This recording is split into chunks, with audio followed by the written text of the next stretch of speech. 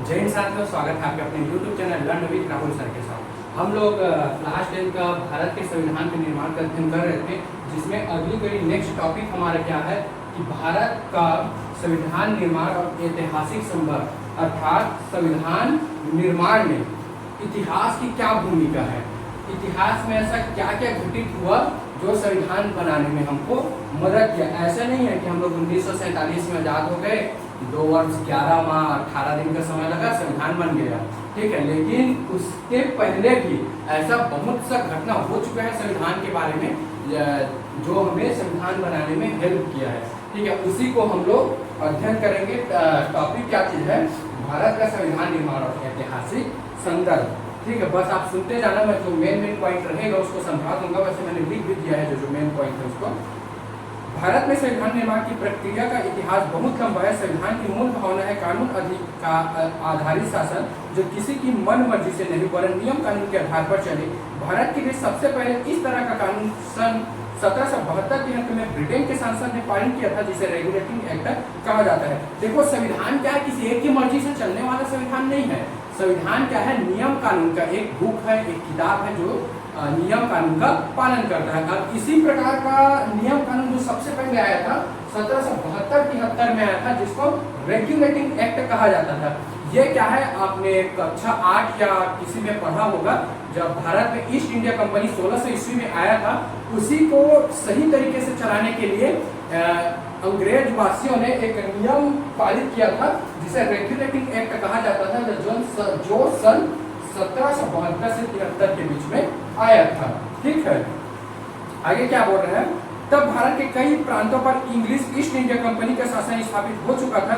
इसमें east India company Bharat का शासन कैसे करेगी और ब्रिटिश सांसद के प्रति उत्तरदायी कैसे? मैंने जो बताया तो वही है कि जो रेगुलेटिंग एक्ट आया था वो ईस्ट इंडिया कंपनी को कैसे मतलब चलाएगा, क्या क्या अधिकार उसके पास रहेगा, क्या अधिकार वायसराय के पास रहेगा, कितना अधिकार इंग्लैंड के शासन के पास रहेगा, ये सब इसमें बताया गया था। आगे क्या बोल रहा है? 19वीं सदी के अंत में भारतीयों को नगर निगम आदि में चुनाव के द्वारा सीमित भूमिका दी गई। सन 1885 से स्वतंत्रता आंदोलन में लगातार यह मांग उठाई गई कि शासन में भारतीयों की भूमिका बढ़ाई जाए, ठीक है। यहाँ तक अभी अंग्रेज शासन कर रहे थे, वायसराय अंग्रेज बन रहे थे, ठीक है। तब 1885 में ये मांग उठने लगा कि भारत के भी सदस्यों को लिया जाए। तब 1885 में जो आपका जो पार्टी है, जैसे बीजेपी, कांग्रेस जो आप लोग कभी सुनते हो, उसी 1885 में कांग्रेस का गठन हुआ, जिसका नाम था इंडियन नेशनल कांग्रेस, जिसको INC भी कहा जाता था। I मतलब इंडिया, N मतलब नेशनल, C मतलब कांग्रेस। तो 1885 में आपका इंडियन नेशनल कांग्रेस का गठन किया गया, और इस गठन करने वाले जो वायसराय थे वो थे लॉर्ड डफरिन। आगे क्या बोल रहे हैं इसमें? इसके चलते प्रशासन में भारतीयों की भूमिका बढ़ती गई। भारतीय आबादी के बहुत सीमित अंश को प्रतिनिधि चुनने का अधिकार भी मिल गया। फिर भी सभी अंतिम शक्ति व अधिकार अंग्रेज वायसराय प्रांतीय गवर्नर के हाथ में ही रही। लेकिन कांग्रेस के गठन होने के बाद भी अधिकतर शक्ति वायसराय और कांग्रेस के जो शासन थे उन्हीं के हाथ में ही रही। जब प्रथम विश्व युद्ध के बाद विश्व भर में उठी लोकतांत्रिक लहर के प्रभाव से भारतीयों ने भी सार्वभौमिक मताधिकार के आधार पर पूरी तरीके से चुनी हुई उत्तरदायी सरकार की मांग की। जब प्रथम विश्व युद्ध 1918 में खत्म हो गया, तब लोग ये विश्वास करने लगे कि क्या हो, इलेक्शन हो और इलेक्शन के द्वारा जो भी जीतेगा उससे ही पूरा अधिकार दिया जाए। तब 1928 में जिसके अध्यक्ष कौन थे? मोतीलाल नेहरू।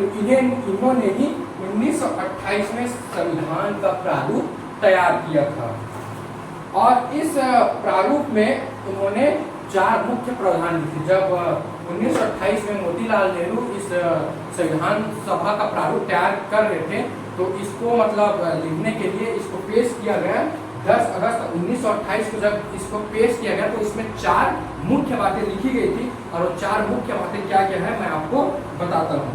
पहला क्या है? पूर्ण जिम्मेदार सरकार, यानी वयस्क महिला व पुरुषों द्वारा चुनी गई सरकार, अर्थात जिसकी उम्र 18 साल हो गई है वो लोग वोट डाल के अपने जो नेता है उनको चुनेंगे। ये पहला पॉइंट है। दूसरा, अल्पसंख्यकों के लिए आरक्षण, जो माइनॉरिटीज है, जो अल्पसंख्यक है, उनको क्या दिया जाए, रिजर्वेशन दिया जाए, आरक्षण दिया जाए। तीसरा क्या है, नागरिक अधिकार जैसे अभिव्यक्ति की स्वतंत्रता, धार्मिक स्वतंत्रता व पंथ निरपेक्षता, शांतिपूर्ण सभा सम्मेलन तथा संगठन व संघ बनाने का अधिकार दिया जाए। चौथा क्या है, भाषा के आधार पर प्रदेशों का पुनर्गठन हो, अर्थात भाषा के आधार पर राज्य का निर्माण हो। उस समय मतलब ये मांग उठ रहा था भाषा के आधार पर, अर्थात जैसे कि छत्तीसगढ़, अगर छत्तीसगढ़ में छत्तीसगढ़ी बोला जाता है तो एक स्टेट का नाम छत्तीसगढ़ रख दो, ठीक है। उसी प्रकार जो जिस भाषा में जैसा बोला जाता है, तेलुगु भाषा है तो तेलुगु राष्ट्र का निर्माण कर, मतलब तेलुगु राज्य का निर्माण कर दो। ऐसा भाषा के आधार पर प्रदेश का बंटवारा किया जाए, ऐसा उस समय मांग उठ रहा था, ठीक है। उसके बाद इन सब को देखते हुए 1935 में ब्रिटिश संसद ने भारत शासन अधिनियम 1935 को पारित किया।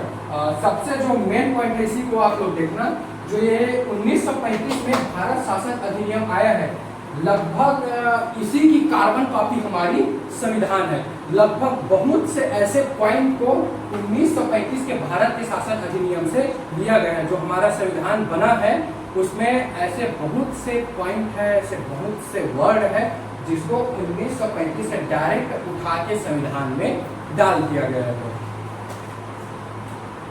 आगे क्या बोल रहा है, जिसमें भारत में एक सीमित हद तक चुने गए सदनों व उत्तरदायी मंत्रिमंडलों द्वारा शासन का प्रावधान था। इसके कई प्रावधान ऐसे थे जो बाद में स्वतंत्र भारत के संविधान में भी समाविष्ट हुए। देखो क्या बोल रहा है, इस पॉइंट को आप लोग ध्यान से सुनना। इसके कई प्रावधान ऐसे थे जो बाद में स्वतंत्र भारत के संविधान में समाविष्ट हुए, अर्थात जब हमारा संविधान बना तो उसमें कई ऐसे पॉइंट थे जो डायरेक्ट 1935 के जो नियम थे उसी को उठा के संविधान में डाल दिया गया था। ब्रिटिश सरकार द्वारा नियुक्त वायसराय या गवर्नर के पास कई महत्वपूर्ण अधिकार थे और वे चुनी गई विधायिका व सरकारों को भंग कर सकते थे या उनके द्वारा पारित कानूनों को अमान्य कर सकते थे। सन 1935 के संविधान के आधार पर सन 1937 में प्रांतीय विधानसभा का चुनाव हुआ और अधिकतर प्रांत में कांग्रेस की दल बनी जो 1939 तक चल पाई। अब देखो यहाँ क्या हुआ, 1945 में क्या बना, अपने नियम कानून संविधान सभा बना, मतलब इनका अंग्रेज का बना भारत शासन अधिनियम। इसमें अधिकतर अधिकार वायसराय और गवर्नर को दिया गया। वो चाहते थे तो कभी भी जो भारत का सरकार है उसको भंग कर सकते थे। इसी कारण 1937 में चुनाव कराने की मांग उठी और सर्वप्रथम 1937 में एक आम चुनाव हुआ जो 2 साल तक चला और 1939 में क्या हो गया, भंग हो गया। इन्हीं सब को देखते हुए फिर 1942 में भारत छोड़ो आंदोलन का आरंभ हुआ और इसी के कारण ही फिर लगभग अब इसके आगे अंग्रेज भारत छोड़ के चले जाएंगे। तो इसमें संविधान का ऐतिहासिक संदर्भ में यही बताना चाह रहा है कि जो हमारा संविधान है वो सिर्फ 2 वर्ष 11 माह 18 दिन में नहीं बना है, बल्कि इसका प्रारूप कहाँ से पड़ गया है, 1772-73 में ही जब रेगुलेटिंग एक्ट आया था कि शासन कैसे करना है, कोई भी कंपनी है, देश को कैसे चलाना है, वो उसी के लिए रेगुलेटिंग एक्ट लाया था। उसी को देख के फिर 1935 में भारत शासन अधिनियम बना, जिसमें ये भी भारत शासन अधिनियम एक नियमों का, एक कानून का एक संग्रह है। इसी में से बहुत से पॉइंट को फिर हमारे संविधान में डाल दिया गया। तो इस समय से ही संविधान पर काम कर रहा था। यही क्या है, इसका इतिहास है संविधान का। बाकी अब आगे संविधान के बारे में हम लोग और जानेंगे और आप लोग डेली विजिट करते रहिए लर्न विद राहुल सर के साथ। तब तक के लिए जय हिंद।